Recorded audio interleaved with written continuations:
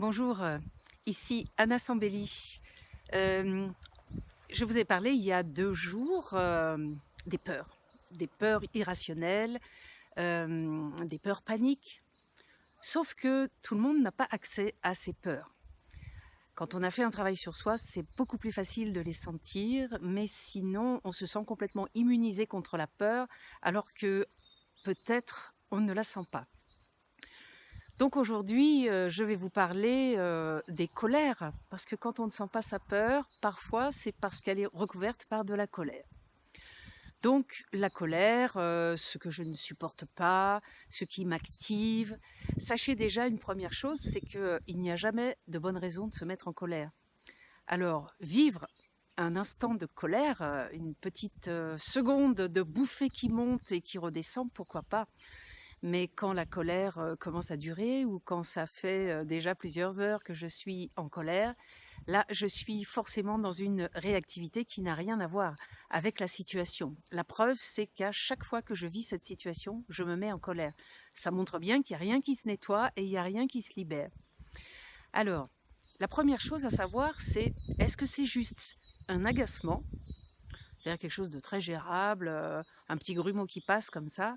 Ou est-ce que c'est une espèce de colère un petit peu incontrôlable, souvent, je dirais un peu irrationnelle et qui déborde largement du contexte et peut-être aussi, cette sensation en fait d'être possédé par la colère, comme si, c'est elle qui prenait les commandes.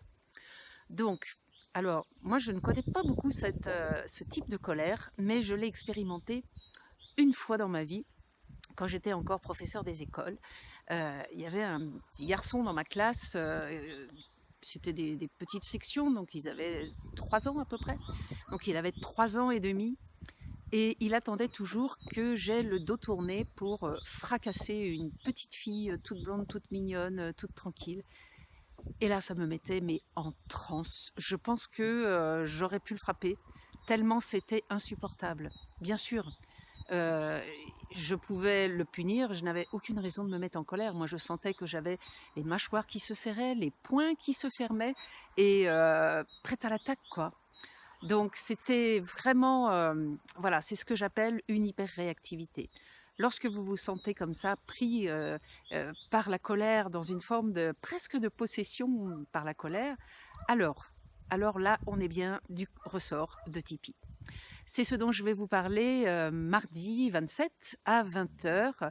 Je fais une conférence, en ligne, Tipeee. Si vous avez envie d'y participer, vous trouverez, sous cette vidéo un lien, pour vous inscrire. Bien sûr, c'est gratuit et voilà, je vous attends, mardi. Si entre-temps vous dépistez quelques colères, ce serait intéressant que vous puissiez noter dans un petit carnet qu'est-ce qui réveille systématiquement votre colère. Donc vous avez vu avec moi, eh bien c'était la violence sur un innocent. Et voilà, peut-être que vous avez d'autres sujets qui vous mettent en transe. Alors notez-les et puis venez avec le jour de la conférence. Je vous souhaite, une bonne fin d'après-midi et puis n'hésitez pas à vous abonner sur ma chaîne, YouTube si vous le voulez. À bientôt.